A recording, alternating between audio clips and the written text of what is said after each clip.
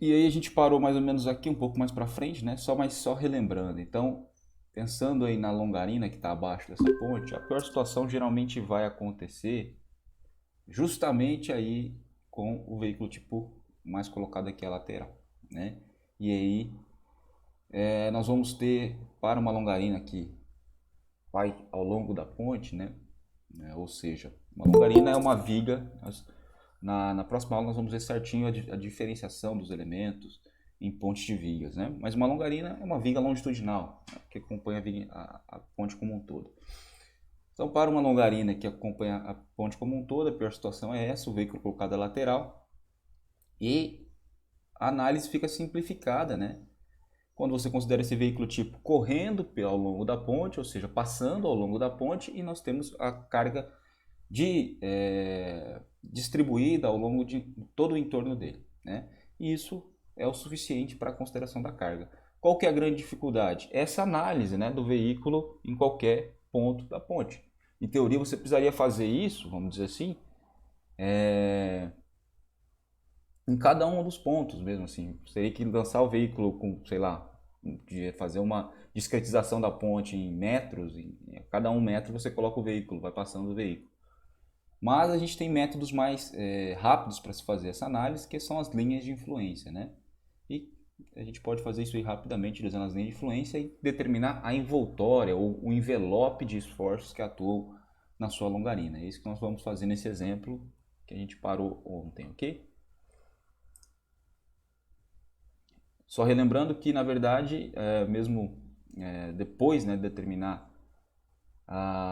passar o veículo tipo, você precisa determinar a carga última a ser aplicada, que vai ser majorada por três coeficientes, né? São coeficientes aí que consideram algumas questões principalmente dinâmicas sobre a estrutura, né? Então, CIV, CNF, CIA, né? Com coeficiente de impacto vertical, coeficiente de número de faixas e o coeficiente de impacto adicional, né? São os três coeficientes a serem considerados aí, ok? Então, beleza.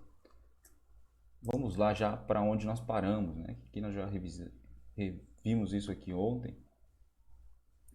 E nós tínhamos parado aqui nesse exercício de fixação 2, né? Que é a determinação, então, de um momento fletor positivo, um momento fletor negativo e o máximo esforço cortante, né? Para uma OAE modelo que eu trouxe aqui para a aula que vou mostrar aqui agora, tá?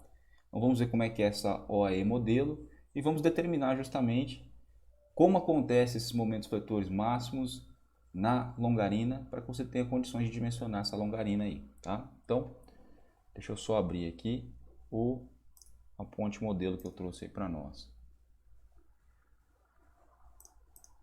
Aí. Então, ó, trouxe aqui uma ponte, ó, com um vão principal de 25 metros, estamos vendo aí um corte longitudinal, né? Então ela tem um vão principal aí de 25 metros, tá? Ela é com dois apoios centrais, similar àquele que nós fizemos, aquele exemplo que nós fizemos na aula de ontem. Então ela tem dois apoios internos, né? E as extremidades estão em balanço, tá? Então a gente observa aqui que as extremidades estão em balanço dela, tá? Elas não estão apoiadas em local algum aqui. Então a longarina corre aqui com um comprimento total de 25 mais 4,5 mais 4,5, portanto um total aí de 9 metros. 25 mais 4,5 mais 4,5 dá 34 metros do comprimento total dessa longarina, né? E os dois apoios, que são os dois pilares principais, estão aí nos eixos 1 e 2, que apoiam essa longarina. Observe que nós temos três transversinas também, que são vigas que travam a longarina, que conectam as longarinas, principalmente para efeitos de instabilidade que possam ocorrer e para manter, né, uma das premissas básicas do dimensionamento de elementos fletidos, né, que é considerar que as seções permanecem planas após as deformações, né? Então as transversinas têm essa função de manter as seções planas, né? Elas travam, são elementos de rigidez, dão rigidez à ponte, tá? E então um corte longitudinal é isso. Então nós temos a longarina que nós vamos analisar o efeito do carregamento causado pelo seu veículo tipo, tá? Com 34 metros, sendo apoiada com 25, né, nos dois pilares, e com dois balanços de 4,5 em cada extremidade. Aqui uma vista em planta, observem que aí que a situação é bastante similar, né? Então você tem lá eixo 1, 2, está lá 25, 4,5, 4,5, suas vigas vão continuar isso aqui. Então aqui é a planta de locação e os pilares, são 4 pilares, ó, pois né, na aula de fundações a gente tenta entrar também nessa parte. São 4 pilares aí, cujo a fundação é de um bloco de 4 estacas aí, tá? Estacas com 60 centímetros de diâmetro, os blocos aí com 1 metro, tá? De altura. Beleza. Isso aqui seriam as cortinas laterais, que também podem ser consideradas como se fosse espécie de encontro, mas não são encontros porque a nossa viga não se apoia nela, são só cortinas para contenção lateral, tá? Uma vista inferior do tabuleiro, então estamos vendo o tabuleiro aqui por baixo, né? Observe que a sua viga longarina, ela é com uma seção não é exatamente retangular, né? Ela vai crescer um pouquinho, uma espécie de um cone, né? As transversinas que nós comentamos, você tem uma transversina no eixo dos apoios e tem uma transversina no eixo bem no meio da ponte, né, que é onde se dá aqui a simetria da ponte. Então a gente também está só metade da ponte, que nós estamos vendo nessa imagem, porque ela é simétrica, né? Então aqui tem um eixo de simetria, né? Observem aqui que tem um eixo de simetria, ok? Então os eixos A e B, que são eixos longitudinais, e aqui o eixo 1 ou eixo 2, porque nós estamos vendo a simetria como se fossem duas situações iguais, tá? E aqui uma vista superior do tabuleiro. Então aqui nós estamos vendo exatamente a parte superior. Aí já como a ponte acabada, vamos dizer assim, inclusive aqui com a localização dos drenos, né, que são situações bastante importantes para as pontes aí que também tem que ser consideradas no seu projeto.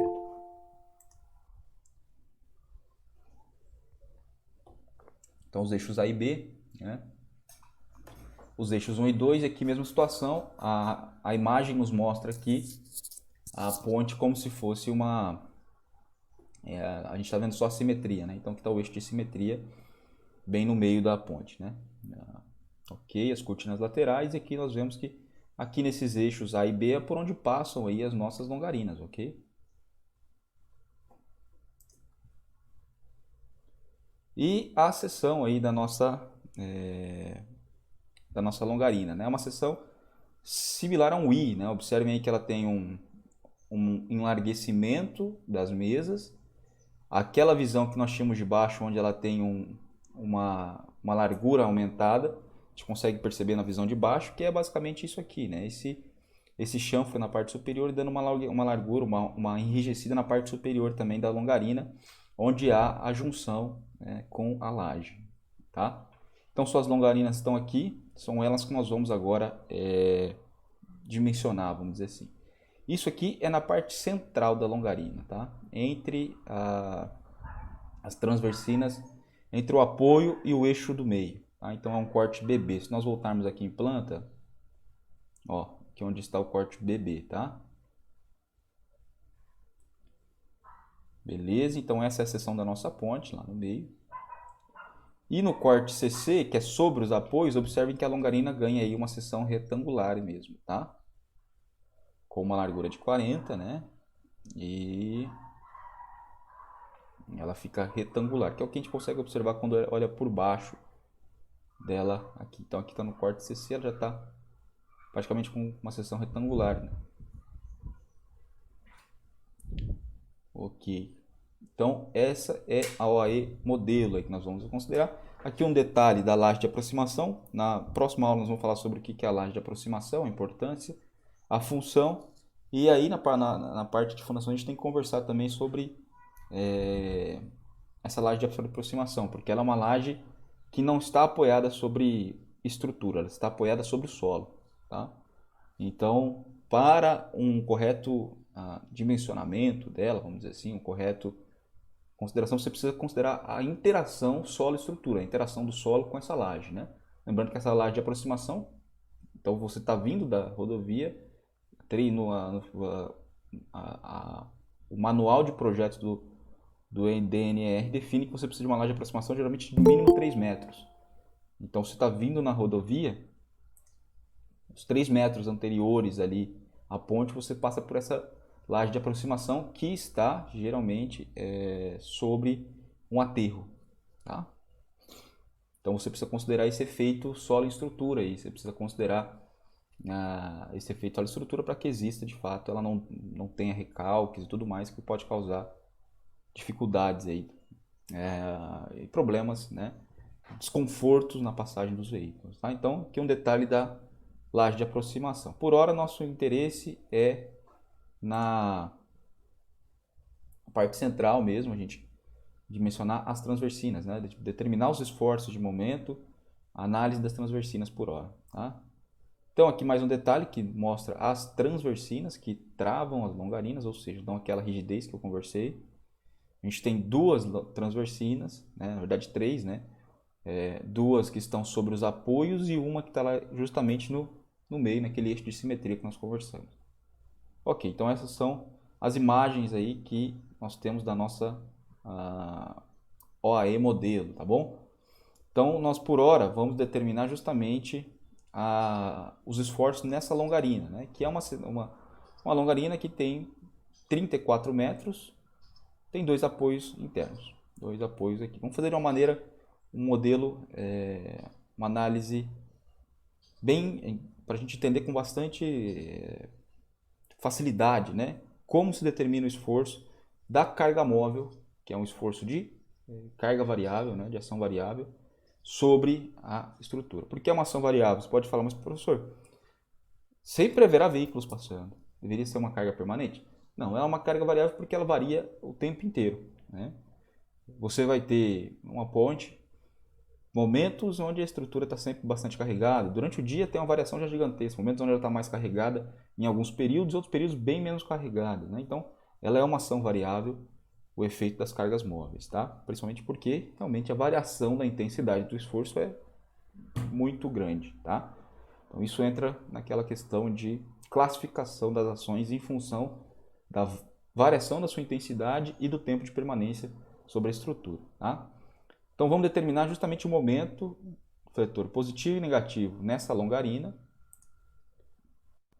né, que passa aqui de fora a fora, com 34 metros, e o esforço cortante para o efeito da carga móvel, que, como nós sabemos, pode passar ao longo de todo o comprimento dela. Tá?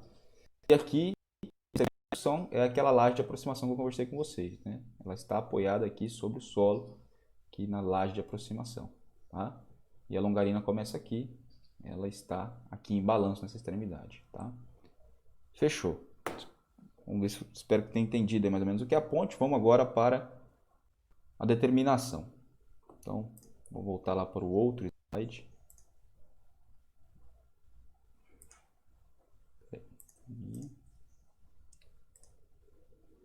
Então, o que nos pede aqui? Inicialmente, ele pede para eu determinar o máximo momento fletor positivo, o máximo negativo e o máximo esforço cortante, e também determinar aqueles coeficientes de amplificação dos esforços, CIV, CNF, CIA. Tá?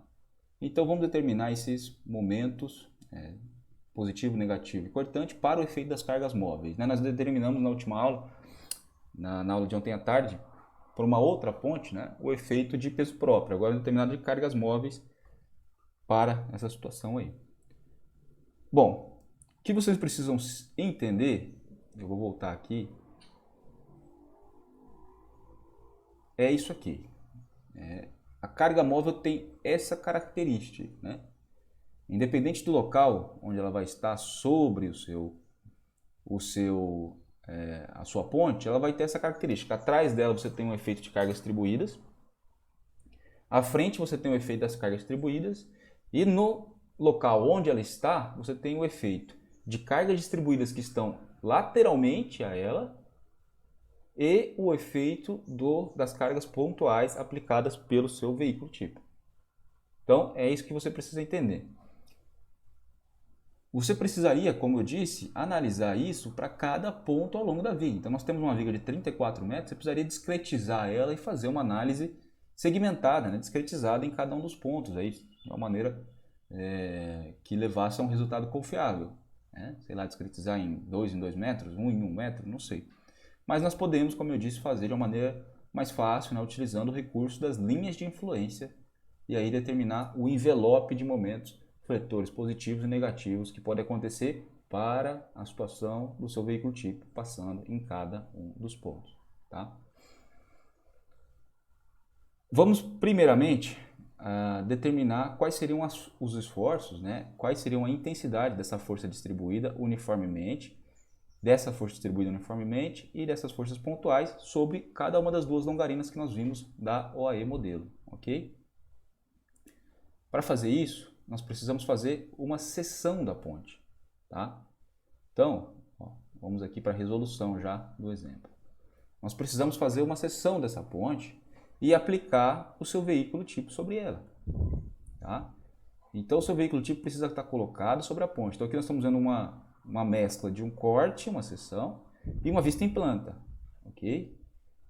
O seu veículo tipo está carregando a faixa, né, onde ele pode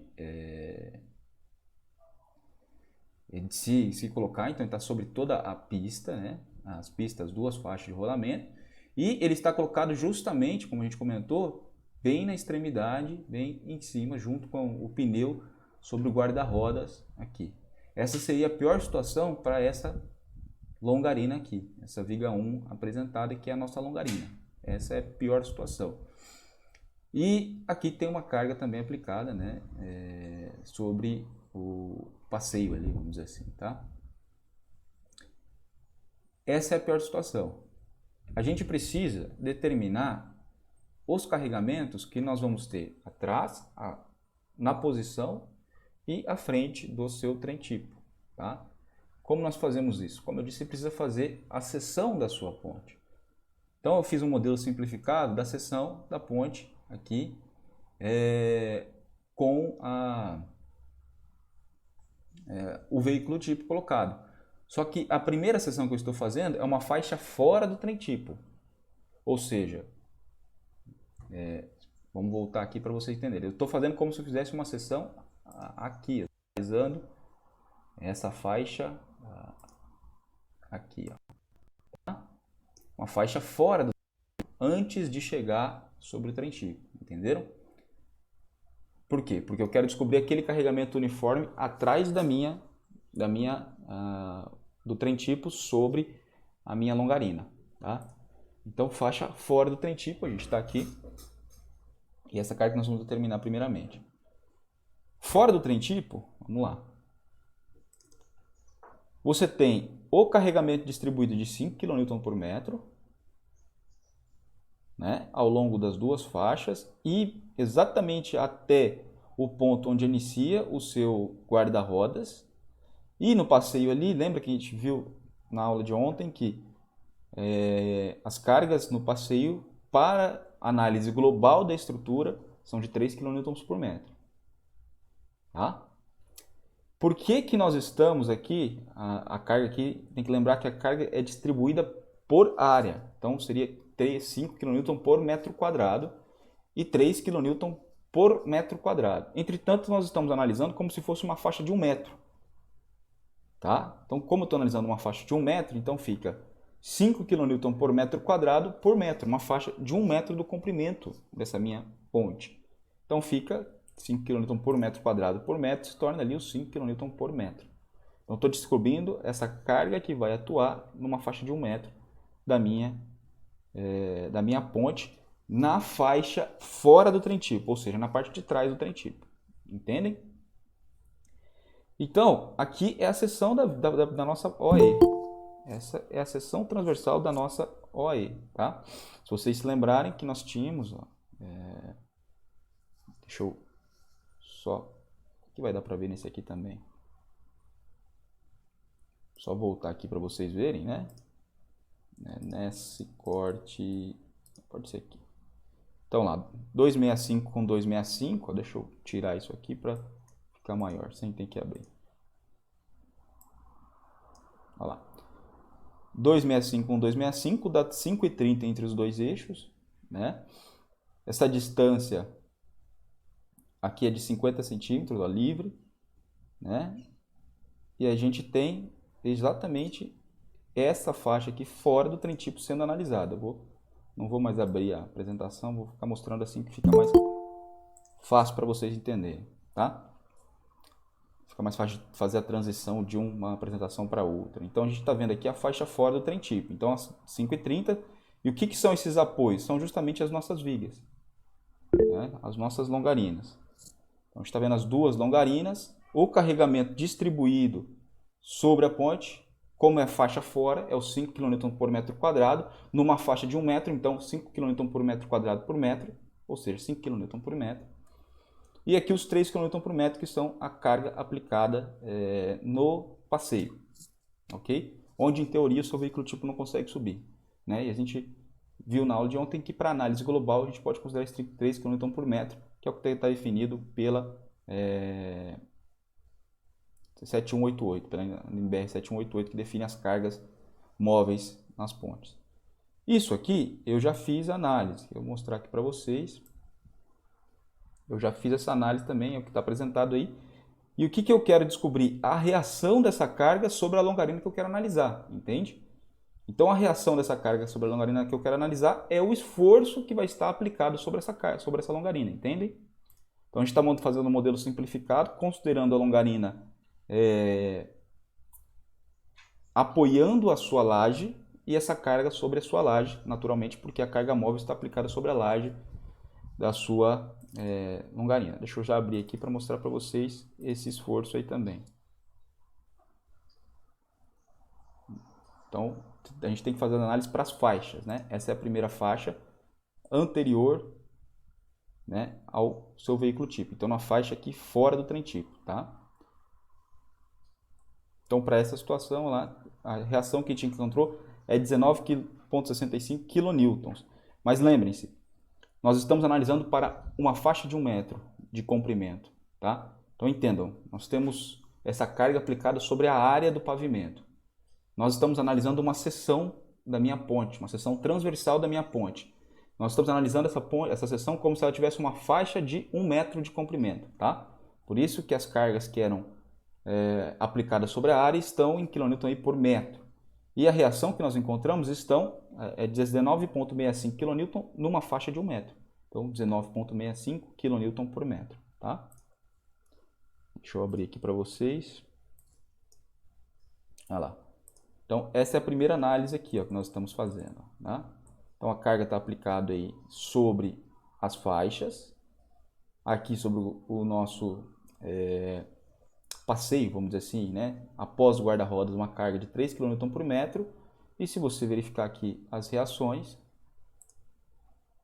é os 19,65 kN numa faixa de 1 metro, portanto 19,65 kN por metro. Então o que nós encontramos fazendo isso? Esse esforço que atua atrás do seu trem tipo. Essa força aqui, ó. Esse esforço aqui atrás da sua longarina. Nós encontramos que ele é de 19,65 kN por metro, porque nós analisamos para essa faixa atrás do seu trem tipo, ok? Então nós vamos fazer agora uma faixa sobre o trem tipo, para descobrir quais são essas duas cargas. Uma carga de multidão, que faz parte desse carregamento que está fora, ao lado do seu trem tipo, e uma carga que é o efeito justamente dos 3 eixos aplicados, tá? Então, voltando aqui, ó. Primeira faixa fora do trem tipo, descobrimos que a reação sobre a longarina a ser analisada é 19,65 kN numa faixa de 1 metro. Isso é 19,65 kN por metro. Se a gente verificar aqui, pessoal, ó, vocês estão vendo aqui 19,65, deixa eu não sei se dá para aumentar o tamanho dessa letra, né? Não sei. Aqui, ó. Ah lá, melhorou, acho, para vocês verem. Então, 19,65 kN. Essa é a situação pior para essa longarina, naturalmente, né? Se a gente for verificar, a outra longarina nessa situação está sob um efeito bem menor, de 12,6 kN por metro, né? Deixa eu provar a entrada de alguém aqui, só um minuto.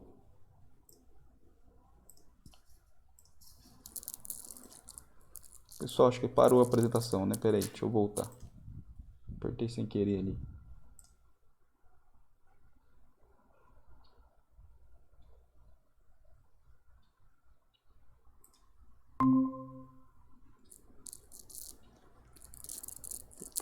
Pera aí, caiu minha conexão. Voltou aí? Vocês estão me ouvindo, pessoal? Aí, caiu minha conexão aqui rapidinho. Pera aí, voltou aí? Tá tudo bem? Estão me ouvindo? Ah, tá. Maravilha. Voltou a apresentação também agora? Ah, tá. Tá voltando aí, pera aí. Aí, acho que agora voltou, né? Beleza. Voltou agora, né?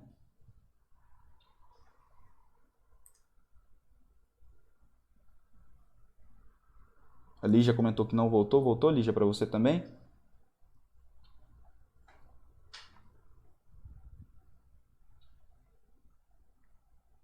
Lígia.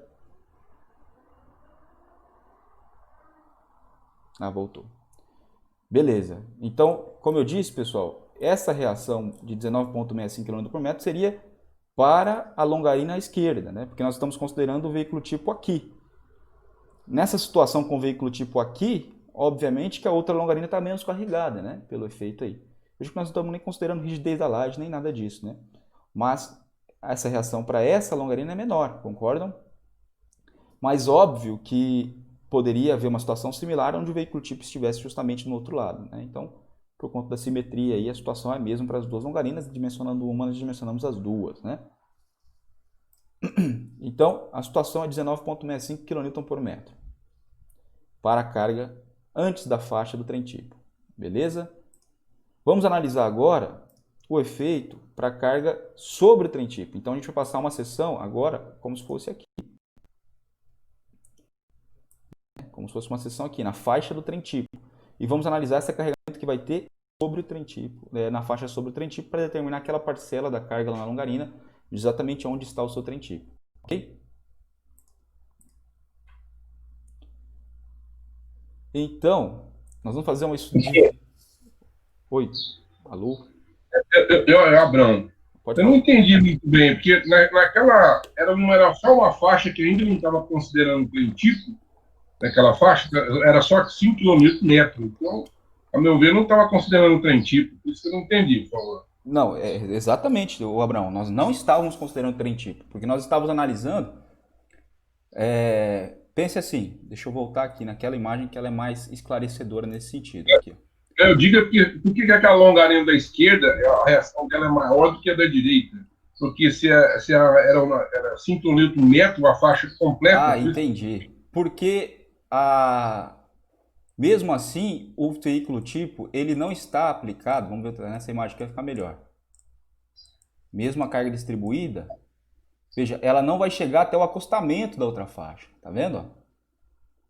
Então, mesmo assim, o carregamento, e aqui, ó, ele vai gerar. Isso aí é uma questão de distribuição das forças mesmo. Né? Ó, observe como está o carregamento distribuído. Você tem mais carga para o lado dessa longarina, entendeu, Abraão? Por isso que a carga acaba ficando mais pesada sobre essa faixa aqui, tá? Ah, agora sim, tudo bem. Entendeu? Entendi. Mas entendi a sua questão, agora sim. Mas aí a questão, mas o esforço, mesmo sendo fora, a resistência vai ser maior. Mas é aquela mesma situação. Como a simetria existe na ponte, numa situação similar, com o veículo tipo do outro lado, a carga seria também igual na outra longarina, tá? Ok. Agora sim a faixa sobre o trem tipo. Aí acho que só que aí nós para fazer essa faixa do trem tipo, vamos fazer duas análises. Por quê? Lembrem-se que a carga que atua no na nossa longarina vai ter duas parcelas aqui na hora do trem tipo, né? Tem a carga que está fora aqui ao lado, né, do nosso trem tipo, né? E tem a carga do trem tipo. Então a gente vai fazer uma análise primeiro para essa carga aqui, determinar essa carga uniforme distribuída sobre a longarina, e depois fazemos uma outra análise para essa carga aqui, considerando o efeito do trem tipo em si. Tá? Então, primeiro, considerando somente aquela carga que está distribuída, carga de multidão ao lado do seu trem tipo, ó, de 5 kN por metro. Tá? Lembrando que é uma faixa de 1 por 1 metro, quilômetro por metro quadrado, por metro.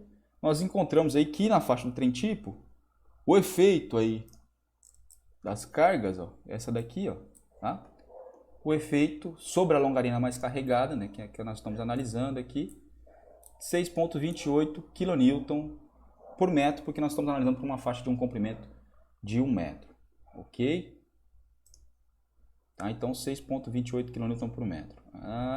Essa é aquela carga atuando na faixa do trem tipo, ou seja, lembrando que o trem tipo tem 6 metros de comprimento e 3 metros de largura, né? Então, por isso que aqui, ó, se você for ver, ele está aplicado nessa faixa aí. Beleza. E depois a segunda análise é justamente para a carga aplicada pelas rodas, né, pelos pneus do trem tipo. Então agora nós estamos aplicando aqui as duas cargas de 75 kN aplicadas, né, geradas aí pelo seu veículo tipo. Tá? Nesse caso, o efeito está aqui. Olha lá, os dois pneus, aí se lembrem, né? Os dois pneus, o eixo dos dois pneus do trem tipo estão a 2 metros um do outro. A gente pode verificar aqui na nossa apresentação aqui, lembrando do veículo tipo. Vejam que ele está com o eixo aqui 2 metros, tá? Aplicado um do outro, ó. Então essa carga está aplicada justamente aí, né, exatamente nesses 2 metros, tá vendo? 2 com 2. E ele ainda tem mais uma outra parcelinha ali. Aí, mesma coisa, vamos determinar quais são as reações aí na longarina mais solicitada, no caso, é uma carga de 145,75 kN. Obviamente que isso aqui é por eixo, né? Cada um dos eixos. Quando a gente pegar na vista da nossa longarina, a gente vai ver que isso aí está por eixo, né? Aí, deixa eu achar aqui o slide. Aqui. Então, 145,75 kN, né, aplicado sobre a sua longarina. Então, nós determinamos os 3 carregamentos que atuam na estrutura. Faixas fora do trem tipo e nas faixas do trem tipo, as duas combinações, as duas cargas. Uma carga uniforme distribuída lateralmente ao veículo, que é essa daqui, de 6,28 kN por metro. Uma distribuída fora, 19,65 kN por metro. E a carga aplicada nos eixos do trem tipo, que vai dar 145,75 kN aí aplicados na nossa longarina. Então, basicamente, o que nós fizemos agora foi determinar todos esses esforços. Deixa eu achar aqui a apresentação, aquele slide que é mais legal de ver. É esse aqui, né? Esse. Então a gente determinou esses 3 esforços. Esse esforço uniforme faixas fora, que é igual a esse naturalmente, né? Esse aqui 6,28 e essas 3 cargas pontuais aplicadas na linha dos eixos do seu trem tipo. Total aí, se eu não me engano, 148 kN, ok? Então vejam aí que são as 3 seções que estão aqui. Fiz uma análise bem breve aqui, rapidinho. Então, ok. Determinadas essas 3 cargas, a gente pode analisar agora sim a nossa longarina, né? Só relembrando, na vista no corte longitudinal aqui, nossa longarina ela tem 34 metros, o eixo central de 25, 2 apoios sobre os pilares aqui, tá? E você tem 4,5 metros em balanço para as duas extremidades, ok? Então também já fiz aqui, deixa eu puxar para cá para conseguir abrir o modelo aí do nosso trem tipo. Então, eu fiz aqui o modelo, né? Então lá, os 2 apoios, né? Considerando que as longarinas estão simplesmente apoiadas, né? Sobre os pilares, né? A gente viu lá, tem o neoprene, aquele corte, dá para perceber. Em um dos cortes aqui a gente percebe. Ela está apoiada aqui, tem os neoprenes, né? Então, com consideração dela simplesmente apoiada aí sobre os pilares, 25 metros no vão interno e 4,5, tá? E aí no F2, como eu disse, o que você precisa analisar? A gente teria que fazer de uma maneira que o veículo tipo tivesse, a gente aplicasse esse carregamento distribuído nas laterais dele, nas faixas fora dele, aquela carga pontual e a carga também distribuída sobre o trem tipo em todas as faixas. Mas a gente pode utilizar o recurso das linhas de influência, né, para facilitar essa análise. O F2, para um programinha simples como esse, tem esse recurso, a gente consegue fazer facilmente. Tá? Aqui em Load Train é justamente isso, que é o que ele chama, né, de trem tipo. Tá? Por isso que a gente chama aí trem tipo também. Eu já até criei aqui, ó, o trem tipo. Ó. No F2 aqui é bem simples, você pode colocar até 5 eixos, né, nele, que são as cargas concentradas. Você coloca as distâncias aí desses eixos, né, do trem tipo. Então, lembrem-se, como é o nosso trem tipo, você vai precisar aqui da informação de como é o trem tipo. Veja, ó, ele tem 6 metros e os eixos estão espaçados a 1,5 metro, né? Então 1,5 metro da extremidade, mais 1,5 metro, mais 1,5 metro, mais 1,5 metro. Aqui no F2 você precisa colocar a posição X do primeiro eixo, 1,5, a posição X do segundo, 3, a posição X do terceiro, 4,5.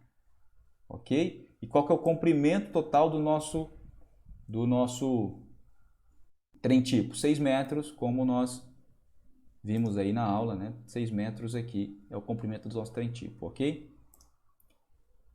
Para cada um desses eixos, você tem uma carga concentrada aplicada sobre a longarina, que é aquela carga que nós descobrimos na aula, né? 145,7, era isso? Deixa eu encontrar aqui. 145,75 kN, tá? A carga concentrada sobre cada um dos eixos aplicadas aí pelos dois pneus aí, que fazem parte do eixo do trem tipo. Então ali eu coloquei 145,7, tá? E você tem as cargas distribuídas exteriores e no interior do veículo tipo, que você coloca aqui nessa parte aqui, ó, live loads. As cargas exteriores, como nós também determinamos aqui, são as faixas fora do trem tipo. Então, faixa fora do trem tipo, 19,65 kN por metro. 19,65 kN por metro. E na faixa interna ao trem tipo, também temos a carga só pelo esforço distribuído lateralmente, 6,28 kN por metro.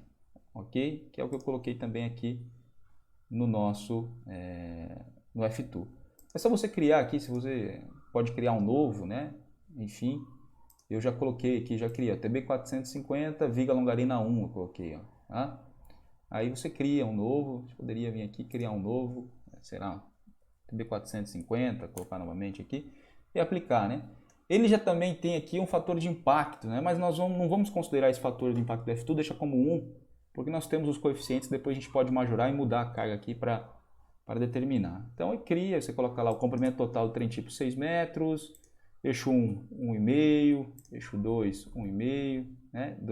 3, e assim por diante, que ficaria exatamente igual ao trem tipo que nós já aplicamos aí ao nosso efeito aí, tá?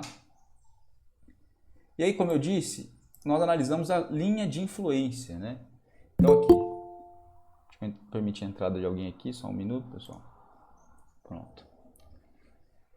Observem, eu cliquei aqui, ó, para a gente ver a linha de influência, ó, influence lines, né? E aí ele criou o trem tipo. Veja que é exatamente o trem tipo que nós conversamos, né? 19,65 kN por metro na faixa fora, 6,28 kN por metro na faixa interna, o veículo tipo. 3 cargas aplicadas nos eixos 145,7 a 1,5 metro cada uma de distância, e nas faixas, outras faixas também fora, mais 19,65 kN por metro. Então, esse é o trem tipo que nós calculamos, né? E aí, o que é a linha de influência, pessoal? O próprio F2 vai fazer uma análise considerando cada uma das posições possíveis aí para o seu trem tipo. Então, ele vai colocar o veículo lá atrás, lá na frente, e vai fazer essa linha de influência e nos dá o resultado, né, do que a gente chama de envelope, que é o resultado para as forças cortantes e para os momentos fletores, que é aqui, ó, nesse LT, que é lá, Load Train Envelope, né? Ou é envelope ou envoltória, vocês podem chamar também, que é a envoltória dos esforços. Então ele pega as piores situações para cada um dos pontos, né?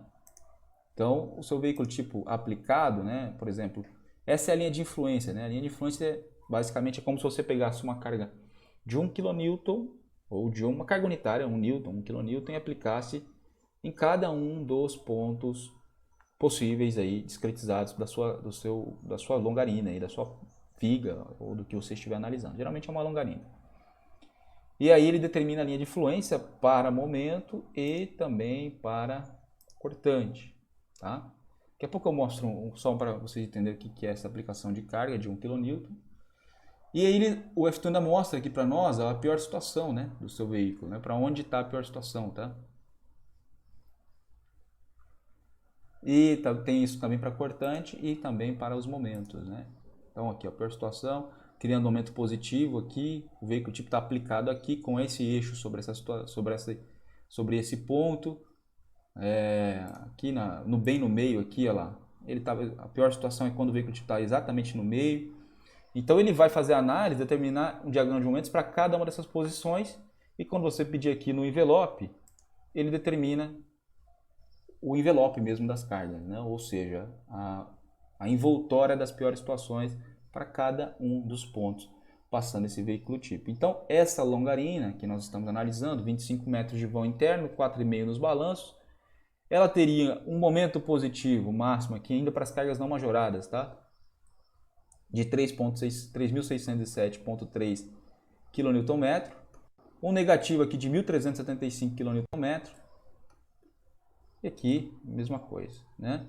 Vejam que também tem a pior situação no momento negativo para esse ponto é 787 kN. Está muito pequeno, deixa eu ver se eu aumento aqui novamente. Aí, ó, 787 kN para essa situação. Quando acontece? Aí você precisa entender, né, que são as faixas, o envelope, a pior situação de envoltória para a sua longarina. Quando acontece esse momento positivo? Provavelmente esse momento negativo no meio. Provavelmente quando o veículo tipo está próximo aos apoios ali, né? Então você consegue ver isso aí na linha de influência, aí, né? Para momento. Né? Ó, quando ele nem provavelmente quando está próximo aos apoios ele consegue achar os momentos que é a pior situação para cá, momento negativo, menos 4,5, que é a linha de influência, e depois ele faz uma marcha de cálculo, né, para fazer e determinar aquilo que é o envelope que determina aí os momentos. Então, fica aí determinado para a sua longarina os piores momentos aplicados sobre ela, né? 3.607 aqui, positivo, 1.375 negativo aqui no apoio, e o cortante máximo 609 kN aí, tá? Então basicamente é isso, né? Para a gente determinar o esforço aí ou as cargas de momento, enfim, que atuam sobre a sua longarina, ok? O exercício, aí aqui eu já coloquei também esses resultados para vocês, né? Que são os meus resultados, né? Eu mostrei aqui o trem tipo, né? Aplicado sobre a longarina, né? As cargas aí de 19,65 kN por metro fora, na faixa fora, 6,28 aqui na parte interna e 145,75 aplicado. E aí sim os momentos que nós encontramos ali, 3.608, 1.375 negativo, enfim, coloquei aqui na apresentação também para que vocês possam ver depois. Fica na apresentação. Beleza. Além disso, eu mando sim, Abraão, eu coloco junto com lá no Classroom. O Abraão perguntou aqui, pessoal, se os arquivos do F2 podem ser enviados para nós aí. Sim, eu coloco junto lá, não tem problema não, tá? Eu coloco o arquivo lá para vocês junto lá no Classroom, sem problema. Essa é uma análise, é um modelo simplificado de análise para você determinar os esforços sobre a longarina aí. Vejam que nós estamos fazendo modelos simplificados, por quê? Porque nós analisamos os elementos isolados, né? Para fazer uma análise uniforme, você precisaria modelar a estrutura tridimensional. Isso permitiria considerar um pouco mais os efeitos, né? Fazer uma grelha de esforço, ou um pórtico tridimensional, um pórtico espacial, e teria que usar um recurso um pouco mais sofisticado. E aí você poderia até considerar nesse tipo de situação aí os efeitos de rigidez dos elementos, né? em vez de considerar a laje como nós considerá-la como uma grelha e aplicar os esforços como se fosse uma grelha. Mas essa análise é muito eficiente e te dá resultados bastante precisos para o dimensionamento, principalmente da longarina, como nós fizemos aqui, tá? Deixa eu só voltar aqui, ó. Então, o exercício de fixação pedia para determinar o máximo momento de vetores positivos, negativos e o máximo esforço importante, ok?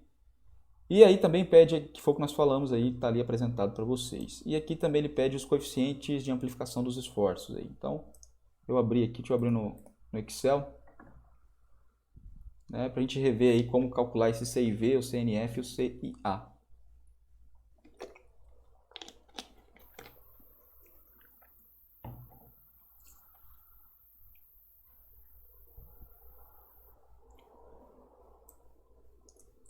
Tá, então aqui, aquela planilhinha que a gente tinha mostrado na aula de ontem, agora vamos analisar mais essa parte aqui, para as cargas acidentais, né, que nós estamos determinando agora são cargas variáveis, tá? Então, vamos só rever aqui o que são os coeficientes, como a gente determina para a gente conferir ali na planilha, tá? Então, o coeficiente C e V, né, deixa eu voltar aqui, isso aí, ele é definido em função do comprimento da ponte e ele se chama coeficiente de impacto vertical, né, que vai levar em conta impactos verticais dos veículos com a ponte, que pode acontecer por diversas maneiras, a gente já comentou, por trepidação, por o asfalto irregular, por pequenas juntas que podem ter na ponte, né? Então você sempre tem esse impacto vertical, isso gera um efeito dinâmico que é simplificado na análise por uma amplificação dos esforços estáticos, né? Então o coeficiente CIV ele é dado aí por 1,35 no caso de pontes que tem vão menor do que 10 metros, não é nosso caso, e 1 mais 1,06, 20 sobre LIV mais 50, né? Para estruturas com vão entre 10 e 200 metros. Então, no nosso caso, a ponte tem um vão livre de 25 metros entre os apoios, né? E o LV, ele é o próprio L, o vão para estruturas de vão isostático, que é o nosso caso, a média aritmética para os vãos, no caso de vãos contínuos, e o comprimento do próprio balanço para estruturas em balanço. Né? No nosso caso, é uma estrutura com vão aqui isostático, né, entre os dois apoios, né, de 25 metros. Então, o nosso LIV é de 25 metros. Então, bem simples de calcular. 1 mais 1,06, 20 sobre LIV mais 50. Então, eu já fiz aqui na planilha 1 mais 1,06, que multiplica aqui, não sei se vocês conseguem ver aí, vou tentar aumentar um pouco aqui o zoom. Espera aí. 1 mais 1,06, ó, aqui, 20 sobre o LIV, que eu peguei com os 25 metros, mais 50, tá? Dessa maneira aí, o nosso CIV fica como 1,283, tá? Então, o coeficiente de aplicação de impacto vertical, CIV, tá? Determinado aqui. O CNF, coeficiente de número de faixas, depende do número de faixas da estrutura. E ele é dado por 1 menos 0,05 n menos 2, tendo que ser maior do que 0,9, tá? Onde n é o número inteiro de faixas do tráfego rodoviário. Vejam que a nossa ponte é uma ponte modelo aqui que nós estamos analisando, é uma ponte simples, né? Deixa eu ver aqui por cima. Deixa eu ver se algum corte pega legal, mas ela tem apenas duas faixas, né? A gente está vendo aqui, ó, 265 e 265 são as únicas duas faixas de trânsito aí que tem. Então, nosso número de faixas é 2. Então, CNF é igual a 1 menos 0,05 n, que é o número de faixas, menos 2. Portanto, calculado aqui, tá? Olha lá, 1 menos 1 menos 0,05 que multiplica n menos 2. 2 menos 2, naturalmente 1. Aliás, 0. Então, fica coeficiente número de faixas aí no caso exatamente igual a 1. Tá? E tem ainda o coeficiente de impacto adicional que você deveria aplicar próximo aos apoios apenas, né? nas regiões de juntas, então seria para ser aplicado de próximo ali aos apoios, tá? Onde ele aí, o valor dele é dado em função do tipo da rodovia, da estrutura da sua obra de arte. Então, 1,25 para obra de concreto ou mistas e 1,15 para obra de aço. Se você quiser ser um pouco mais seguro, você aplica ele sobre toda a sua carga do trem tipo, né? Isso está definido na NBR 7188/2013. Então, o nosso CIA aí, ó, ele aí é 1,25, né? Não tem nem como calcular, é só basicamente o próprio valor, porque é uma ponte de concreto, como nós tínhamos visto aí. Então, os coeficientes aí para o nosso exercício são 1,283 CIV, 1,0 o CNF e 1,25 CIA, tá? São os coeficientes adicionais que aplicam aí sobre a sua carga móvel para você determinar o esforço na longarina. Nós determinamos com o esforço característico, seria basicamente multiplicar aí os fatores, as cargas aqui por esses valores aí. Similar, mesma coisa, né? Então, esse é um procedimento simples de entender e para vocês visualizarem, né? Como determinar os esforços na longarina de uma ponte aí, tá? A gente precisa compreender que nesse caso aí são duas longarinas, é uma análise mais simples, né? Na próxima aula a gente vai ver uma situação de que com mais longarinas a gente tem que distribuir essas cargas sobre as longarinas, né? E a gente precisa ter modelos aí para considerar o efeito de distribuição das cargas sobre as longarinas que estão distribuídas transversalmente, né?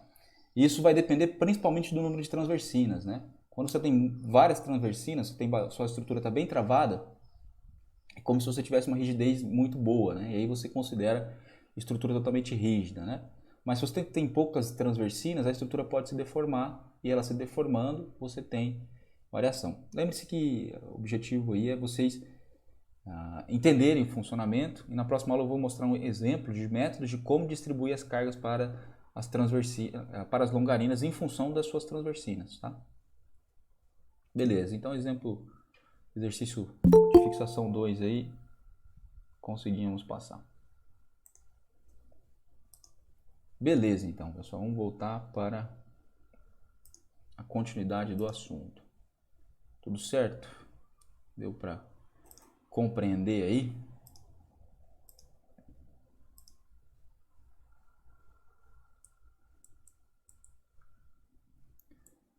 Ok.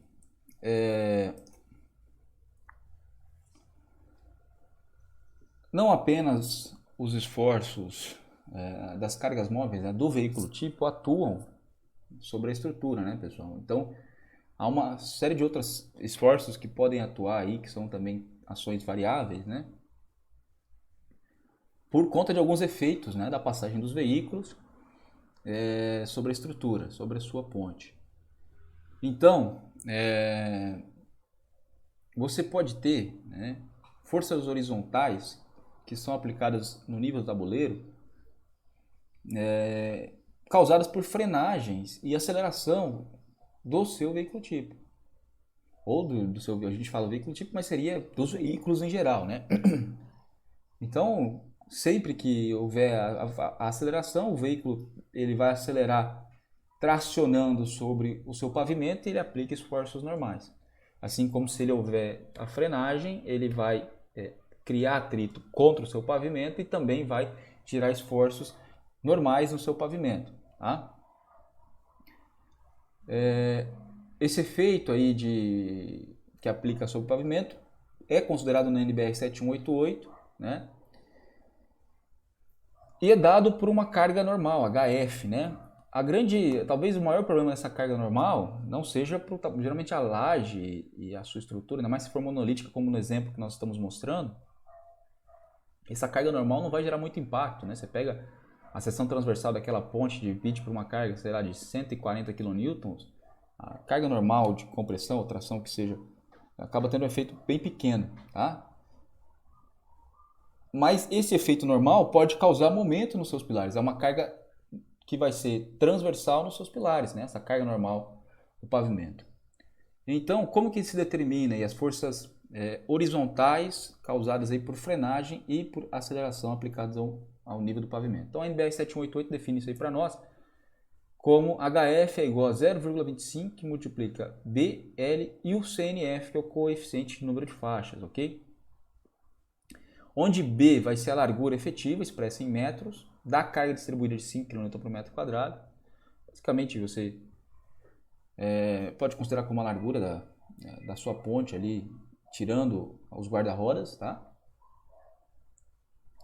E L é o comprimento concomitante ali, então comprimento também da carga distribuída, né, que atua sobre a estrutura. Então essa carga distribuída 5 km por metro quadrado ali seria a carga que aplica, que considera, como a gente conversou, não apenas multidão, mas por exemplo outros veículos que atuam no pavimento da sua ponte. Então basicamente é a área em planta da sua estrutura, né, voltando aqui ao AE modelo, tem uma planta superior, é a área em planta da sua estrutura aqui, comprimento total seria os 34 metros, e a área efetiva onde os veículos tipos podem estar. Tá? E esse valor, ele precisa ser de qualquer maneira maior do que 135 kN, ok? Tá? Isso aí pode ser facilmente feito aí.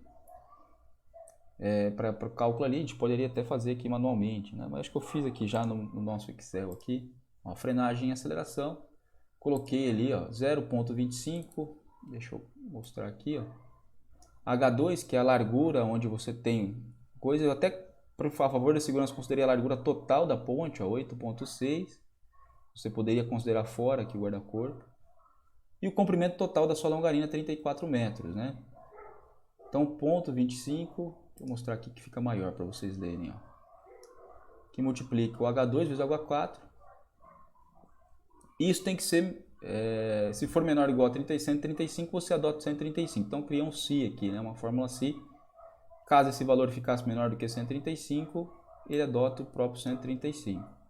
E o valor ficou aí menor, tanto que aqui ele adotou 135, tá? Kilonewtons, que é a carga de frenagem e aceleração. Como eu disse, essa carga aí aplicada normal à sua laje e à estrutura da ponte acaba não criando muito efeito.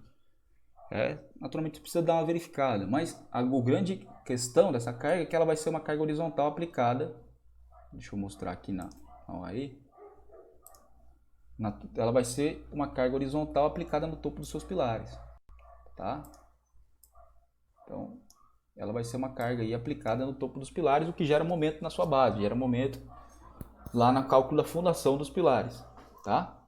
Então, você precisa identificar. Óbvio que essa é uma carga de 135 kN, que é considerada como na ponte em todos, você vai distribuir ela sobre os seus pilares. Então, essa carga vai dar um momento na base dos seus pilares, porque é uma carga normal ao pavimento causada por frenagem e aceleração. E o modo de calculá-la é esse aí que eu passei para vocês, segundo a 7188, ok? Eu tinha feito um exercício de fixação aqui, ó. A força horizontal devido à frenagem, que é o que eu mostrei para vocês, está feito aqui no Excel, tá? Então, fiz aqui um teste lógico, aqui um Si, né? Para determinar, então, multipliquei aqui pela largura, considerei a favor da segurança a largura total, 34 é o comprimento, peguei o número de faixas aqui, o coeficiente de número de faixas igual a 1, e se ele for menor ou igual a 135, adotar o 135 mesmo, tá? Se ele for maior que 135, ele faz aí novamente a conta e determina, mas como deu menor ou igual, aí se a gente pegar aqui só ela para a gente ver o que deu.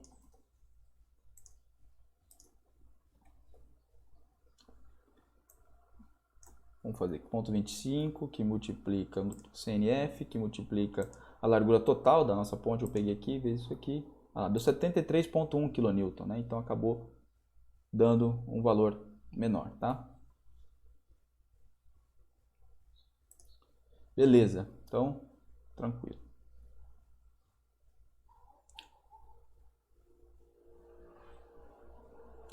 Força centrífuga, pessoal. Uma outra força horizontal que a gente comentou, né? Imagine uma ponte curva, né, que tenha curvas. O ato de fazer a curva do veículo sempre faz com que ele tenda a manter o seu... Existe uma força tendendo, uma força centrífuga tendendo a fazer com que ele mantenha-se na reta, né? E essa força é transmitida para o tabuleiro da ponte, tá? Então, onde você tem pontes que considerem curva, que tenham curva, você precisa considerar essa carga horizontal aplicada no nível da pista de rolamento. Ó. Então, as forças horizontais provenientes da força centrífuga nas obras de curva horizontal aplicadas ao nível do pavimento, ou da pista de rolamento, né? São 1% da carga do veículo tipo. A carga do veículo tipo que nós vimos 450 kN, né? Na posição aplicada sobre o tabuleiro, na posição mais desfavorável, concomitante com a respectiva carga. Então você precisa aplicar essa carga aí junto com aquela carga móvel. No caso aí da nossa obra de arte especial ali que eu mostrei para vocês, ela não tem curva, é uma ponte reta, né? Mas no caso de ter, você precisaria calcular aí, isso vai depender do raio de curvatura da sua curva, né? Então, se o raio for menor do que 200 metros, 2,4P. Se o raio estiver entre 200 e 1.500 metros, 480 sobre R vezes P. E quando o raio de curvatura é muito grande, né? Então a curva é muito... Quanto maior for o raio, menor é, vamos dizer assim, o arco da curva, né? Maior vai ser o arco da curva e menor vai ser... Menos fechada é a curva, né? Para ficar mais claro. Quanto maior o raio, a curva mais aberta ela é. E aí o HFC, para curvas com raio maiores que 1.500, o HFC é igual a zero. Tá? E a carga P é a carga do próprio veículo tipo. Então você precisaria considerar essa carga aplicada sobre a estrutura e na pior situação. Aqui entra o cálculo do vento, né? Que para 7188 é feito de uma maneira muito simplificada. Eu fiquei bem interessado aí, acho que foi o João que comentou na aula de ontem, né? Que na 6123 em revisão vai ter mais informações sobre vento atuando sobre pontes, né? Tabuleiros de ponte e tal. Mas pela 7188 o cálculo hoje do vento, a determinação do vento atuando na ponte é bastante simples, tá? Basicamente você vai aplicar uma carga uniformemente distribuída lateralmente à ponte, como aqui está representado para vocês, né? Tá? E você tem duas opções, e você vai pegar a pior delas aí, tá? Você vai considerar uma situação da ponte descarregada e da ponte carregada, né? Então, você vai ter lá, caso da ponte descarregada, o que é a questão de carga descarregada e carregada? É você considerar com veículos passando sobre ela. No caso dela estar descarregada, você aplica uma carga de 1,5 kN por metro quadrado, naquilo que seria a altura, a projeção da altura da sua estrutura da ponte, né? Que aqui eu coloquei como H estrutura, tá vendo? E no caso da ponte carregada, você considera que tem um veículo de 2 metros de altura sobre o tabuleiro, só que aí naturalmente porque a carga a ser considerada vai ser menor, né? A pressão, né? Como você está aumentando a área de aplicação da carga, a pressão de vento diminui, né? Então a pressão de vento aqui era 1,5 kN por metro quadrado, aqui ela se torna de 1 kN por metro quadrado. E você vai determinar, vai pegar a pior situação das duas, né? Então vai depender da altura da sua estrutura, a altura de projeção da sua estrutura aí, tá? Assim você determina a ação do vento que vai aplicar na sua ponte, ok?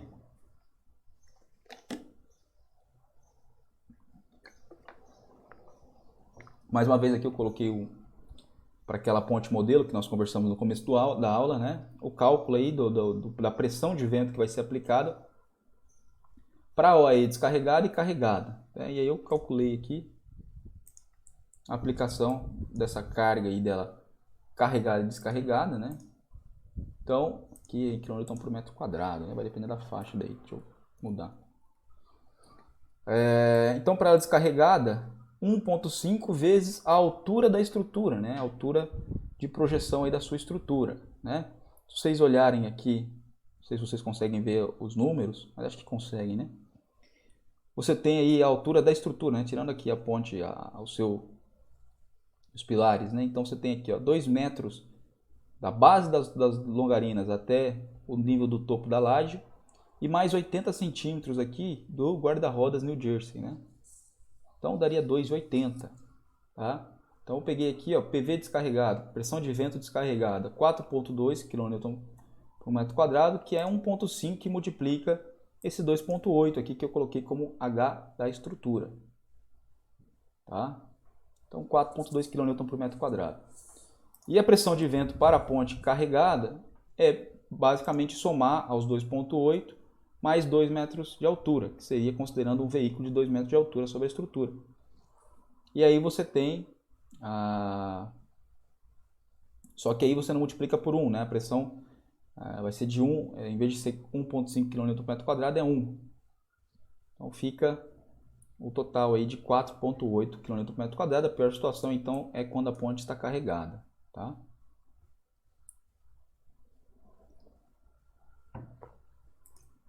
Ok? Beleza. Então as cargas variáveis que atuam sobre a estrutura são essas: vento, cargas móveis, efeitos longitudinais causados por frenagem e aceleração dos veículos, portanto também carregamento variável, e ainda os efeitos, né, da carga transversal à ponte causados por pontes que têm curvas, e você precisa considerar a força centrífuga gerada ali pelos veículos, tá bom? No caso, em pontes, nós até falamos ontem no começo da aula, que você precisa também considerar algumas ações excepcionais, né? As ações excepcionais, que são definidas aí pela NBR 8681, principalmente são explosões, choques de veículo. Então, tudo aquilo que é impacto de veículo por choque, por acidente, vamos dizer assim, a ser considerado na ponte, é uma ação excepcional, tá? Incêndio, enchentes e sismos excepcionais. Para o caso específico de OAE, você tem definido pela 7188 algumas ações excepcionais, tá? Sendo elas principalmente as colisões em pilares, as colisões em meio-fios, né, que seriam basicamente que pode acontecer ali quando nós vimos no guarda-corpo, aquela análise que nós fizemos para o trem tipo, basicamente é quase como se fosse uma colisão junto ao meio-fio, né? Colisões em guarda-corpo e dispositivos de contenções, enfim, basicamente são colisões, né, que atuam como ações excepcionais. Tudo isso está colocado na 7188, depois vocês podem dar uma verificada lá, ela especifica essas ações. Vamos ver como considerar, de fato, essas ações excepcionais. Então, as colisões em pilares, né, segundo a 7188, todos os pilares próximos a rodovias e ferrovias devem ser protegidos por dispositivos de contenção apropriados. E aí ela especifica como dimensionar esses dispositivos de proteção. E ele diz aqui que, como uma medida mitigadora, pilares que estão situados em faixas rodoviárias devem ser verificados para uma carga de colisão de 1000 kN na direção do tráfego, ou seja, longitudinal, direção do tráfego, e de 500 kN perpendicular ao tráfego, não concomitante. Então você vai considerar como se fossem duas ações diferentes, que não vão entrar, duas ações excepcionais, né? Diferentes que não entram na mesma combinação, tá? Aplicados a uma altura de 1,25 metros do terreno ou do pavimento, e esses valores decrescem linearmente com a distância do pilar à pista, sendo 0 a 10 metros. Então, se o seu pilar está exatamente próximo à pista, você tem esse valor. E aí, linearmente, você cria um gráfico aí, linear, né? Onde ele começa com 1000 kN para 0 metros e termina com 0 kN para 10 metros de distância. Então, a 10 metros de distância, se o pilar está a uma distância de 10 metros da pista, você não considera essas ações. Se ele está a 5 metros, você teria que considerar 500 kN na direção do tráfego e 250 kN perpendicular ao tráfego, tá? Então, e essa carga é aplicada a 1,25 kN, a 1,25 metros do terreno ou pavimento. Então, mais uma carga que gera momento na base, né? Essa é uma ação excepcional que vai gerar também momento na base do seu pilar, tá? Mas é uma ação excepcional, então entra naquelas combinações excepcionais, tá? De cálculo, ok?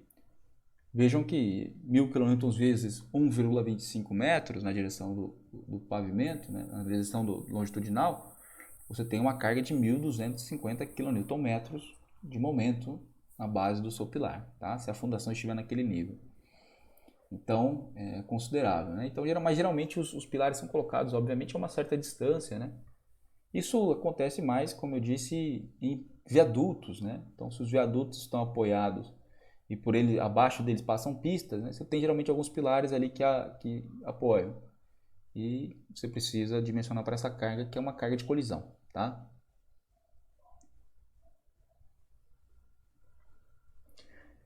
Tem aí a colisão ao nível do tabuleiro, né? A colisão de meio fio, a colisão em dispositivos de contenção de cortina e guarda-corpos. Então observe que todas essas ações excepcionais estão especificadas na NBR 7188, como você considerá-las, tá? São todas cargas de colisão, portanto, todas ações excepcionais, tá? É uma maneira assim bem até simples de se analisar, né?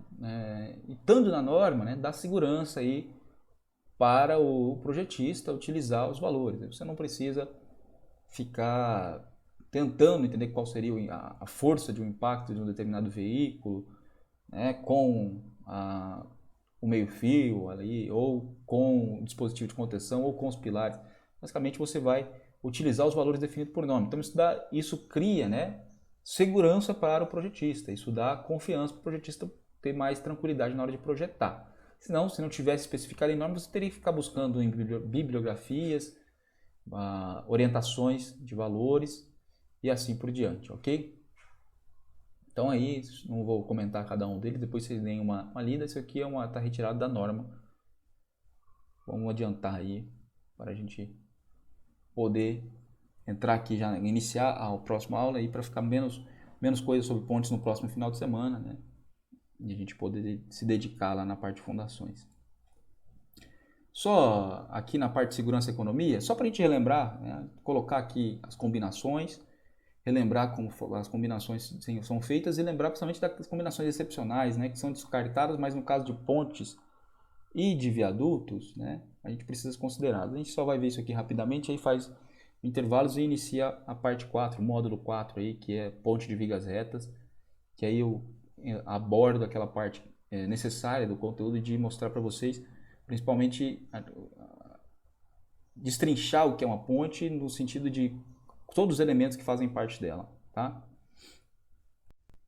Só colocando aqui para vocês, basicamente segurança é o nível que eu coloquei a imagem da ponte Tacoma aí por ser um desastre famoso, né? Mais para impactar, não está relacionado. Segurança, basicamente, pessoal, definição, eu acho muito importante sempre falar sobre isso, né? É o afastamento que você tem entre situações que são previstas para o uso da estrutura e situações que de fato levarão à ruína da estrutura. Então a gente prevê várias situações e deixa um nível de segurança, uma folga de segurança para que a estrutura suporte, né, situações de uso e não chegue ainda à ruína. Então sempre tem a folga para a ruína. Então essa é uma definição, né? Tem uma outra definição aí que é a capacidade de apresentar, de suportar sem atingir um estado limite, né? Capacidade de suportar as ações aí. Lembrando só as combinações que nós temos combinações últimas normais, combinações últimas especiais ou de construções e combinações últimas excepcionais, né? Em estado limite de serviço, nós temos as quase permanentes de serviço, as frequentes de serviço e as raras de serviço. Tá? Por definição da NBR 8681, o estado limite último é aquele onde se chega a uma situação limite onde se determina paralisação, que seja no todo ou em parte do uso da construção. E já os estados limite de serviço são estados que causam efeitos estruturais que não respeitam as condições de uso normal da construção, né? Ou então indícios de comprometimento da durabilidade. Então, Aqui, ainda só focando um pouco mais em LU nesse caso, nós temos 3 tipos de combinações: últimas normais, especiais ou de construção e as últimas excepcionais. Só vou dar um foco nessa parte de excepcionais porque em pontes você precisa considerar essas combinações excepcionais, principalmente para aqueles efeitos de cargas de colisão, tudo que está definido na 7188 lá que nós mostramos há pouco ali. Os carregamentos são a junção, né? Nós vimos lá na disciplina de protendidos também, é quando você junta ações em função das possibilidades que podem ocorrer. Eles podem ser normais, especiais, quando você tem cargas especiais, de construção e excepcionais. As ações, os carregamentos excepcionais envolvem naturalmente ações excepcionais. Tá? Os normais decorrem do uso previsto da estrutura. De construção são aqueles de fazem parte do processo de construção, né? E especiais são aquelas quando você tem ações variáveis especiais, né? Em LU, nós precisamos dizer que a segurança é garantida quando a resistência é maior, de cálculo, né? É maior ou igual à solicitação de cálculo, e o desempenho aí são efeitos, né? Então, basicamente, se o efeito de serviço não ultrapassa um determinado efeito limite, você respeita também o estado limite de serviço. O estado limite último é dizer que a carga última, a solicitação última, não seja maior do que a resistência última. Tá? Então, só mostrando aqui as combinações últimas normais, acho que vocês já viram isso aí muitas vezes, então vou bem rapidinho aqui, só para a gente ver e relembrar, porque já tinha colocado isso na aula. No caso de combinações últimas normais, o que você vai fazer? Você vai utilizar as ações permanentes com seus valores característicos e majorados, né, pelo seu coeficiente de ponderação das ações, tá? Permanentes. Aí você tem que majorar as ações permanentes. E as ações variáveis, né? Então nas combinações últimas normais você só tem ações permanentes e ações variáveis. E você sempre vai definir uma das ações variáveis como variável principal. Tá? Que é o que nós estamos vendo aqui nessa parte. As ações permanentes estão aqui e as variáveis estão aqui. As variáveis, basicamente, você vai considerar uma variável principal, que está aqui separada, e as demais variáveis aqui. Todas as variáveis serão majoradas pelo coeficiente de ponderação das ações variáveis, gama Q. E as ações variáveis que não são a principal, ou seja, vamos dizer assim, as secundárias, elas vão estar aqui com o coeficiente, que é o fator de combinação, ou seja, esse coeficiente π0, se lembrarem lá, o psi, o fator gama, né, o gama F, que é quem majora as ações, ele é dividido em 3, é o gama F1, gama F2 e o gama F3. O gama F2, ele é esses psis aí que estão na tabela, acho que é 11.2 da norma, né? Os psis, eles são coeficientes que determinam a simultaneidade das ações. Então, o que isso aqui quer dizer? Que você está considerando que essas ações aqui podem não estar ocorrendo simultaneamente. Então, ele diminui o valor das ações por considerar a simultaneidade delas. Tá? Enquanto a variável principal, sim, nós tiramos aí do psi porque o gama F2, que considera a simultaneidade, não é aplicado sobre ela, justamente pelo fato de que, no caso dela ser a variável principal, você está considerando que ela está atuando sobre a estrutura. As demais variáveis, por serem variáveis e poderem estar atuando ou não, estão aqui sim aplicadas ao coeficiente π0, que é o coeficiente gama F2, né, que faz parte do coeficiente de amplificação dos esforços. Para as especiais de construção, a situação é a mesma, né, onde você tem uma variável principal separada e as demais variáveis isoladas ali, aplicadas sobre ela o fator de combinação, tá? O fator de combinação é o π2, tá? Gama F2 que eu comentei com vocês, perdão. π0 no caso de combinações últimas, né? Mas é o chamado gama F2. E aqui, só pra gente, que é o que eu queria dar um foco nessa aula aqui, que é a parte das combinações últimas excepcionais. Vejam, né? Quando nós falamos de combinações últimas excepcionais, nós estamos falando sobre uma situação de uma ação que não tem valor característico, né? Eu até coloquei valor característico aqui, mas não é. Acho que eu devo ter colocado, até tirar aqui. Apresenta o valor da ação. Não vou colocar aquele valor característico porque o valor de ações excepcionais não é característico. Não existe valor característico. Você é um valor que representa ela, mas não é um valor característico. O valor característico é definido normalmente aí pelas normas, né? E tem ali já uma análise de estatística sobre ele, né? No caso de valor de ações excepcionais, geralmente não representa valores característicos, tá? Mas só para a gente relembrar o que seria aí a combinação de cálculo para situações últimas excepcionais. Então você tem a ação excepcional com o seu valor representativo e observe, não há nenhum coeficiente aplicado sobre ela. Não há nenhum coeficiente de ponderação, γ F, nem o psi0, que é o γ F2, não há nada. Ela vai com o seu valor que é um valor excepcional. Então você vai pegar aquele 100 kN, vamos pôr aquela ação de colisão sobre os pilares. O pilar está a 5 metros, 500 kN longitudinal. Você vai botar aqui os 500 kN, não vai aplicar sobre a ação excepcional sequer nenhuma carga causada aí por nenhuma coeficiente aí para majoração ou que considere algum tipo de simultaneidade das ações, tá? Então, só relembrando, e as ações permanentes, como sempre, estão com seus valores característicos e também multiplicados pelo com coeficiente de ponderação γ F, que para as ações permanentes se chama γ G, tá? Enquanto, olha aí, todas as ações variáveis, né, que podem atuar concomitantemente estão aqui considerando a simultaneidade, então elas estão com o psi0, né? Então, a gente vai considerar que todas elas podem atuar simultaneamente, mas a gente utiliza o psi0, que é o γ F2, justamente para considerar a possibilidade ou não delas atuarem simultaneamente, tá?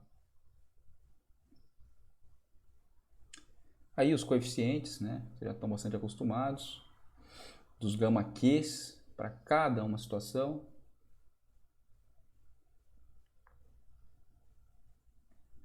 Mais uma vez aí, tá?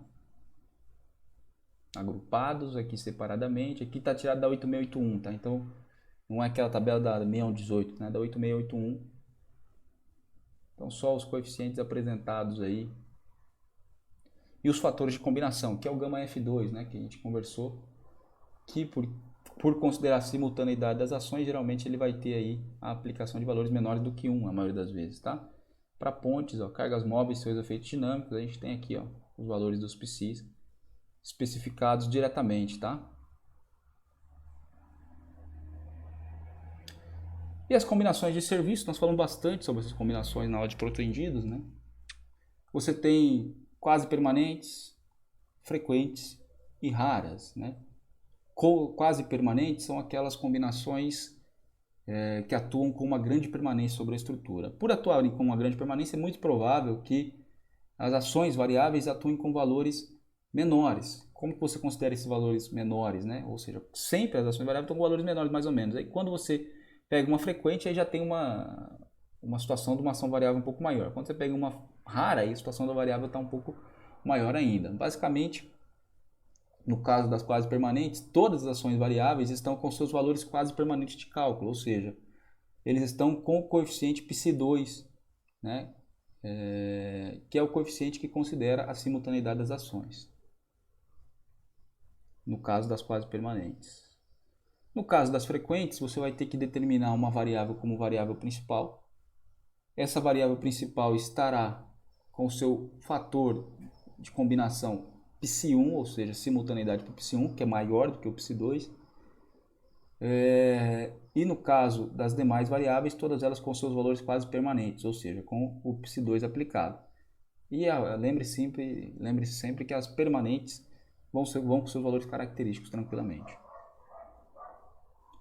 Por fim, as combinações raras de serviço são aquelas onde uma variável principal, aquela que é a variável principal, é colocada como com seu valor característico, ou seja, ela estará aplicando com seu valor característico. Você não considera simultaneidade ou qualquer outra coisa nessa situação.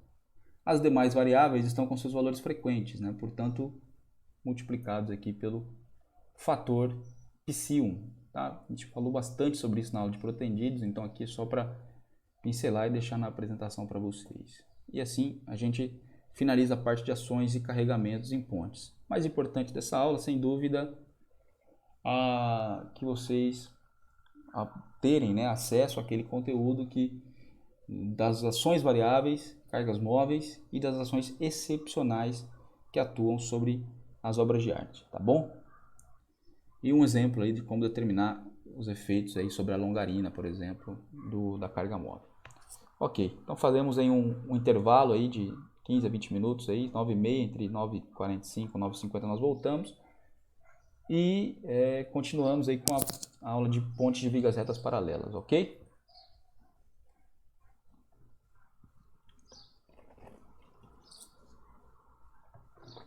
Beleza, Abraão, eu coloco também esses arquivos do Excel lá para vocês, sem problema, tá? Só coloco aí, depois que a gente terminar a aula, eu coloco tudo lá, tá?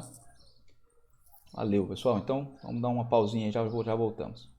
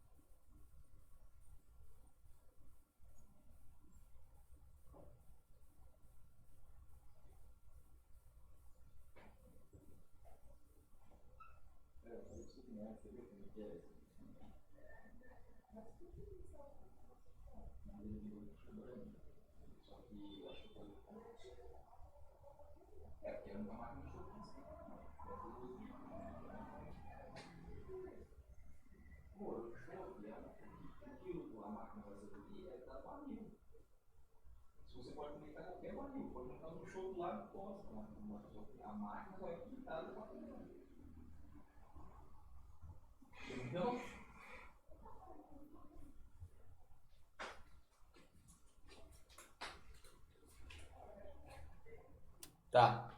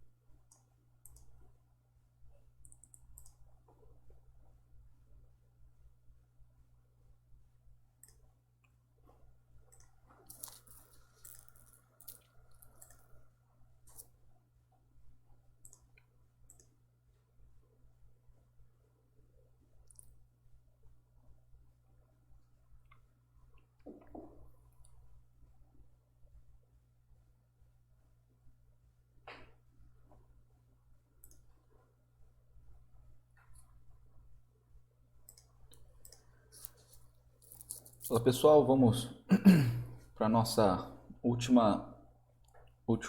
módulo, né, aqui sobre as pontes, né? Vamos caracterizar aí que é um sistema estrutural de ponte, que é o de pontes de vigas retas e paralelas. Vamos caracterizar muito bem esse tipo de ponte para que vocês tenham aí a perfeita noção, né, de tudo que faz parte de uma estrutura como essa e consigam aí ter a percepção desse assunto aí com mais, como que eu posso dizer, com mais conhecimento mesmo, entendendo bem isso aqui, que eu acho que é fundamental. Pessoal, só me confirmem aí, como de praxe, se está tudo ok, vocês estão ouvindo, estão vendo, tá? Então beleza, a gente inicia. Deixa eu só, tinha esquecido aqui, só um minuto, eu vou interromper, porque senão os vídeos ficam muito grandes.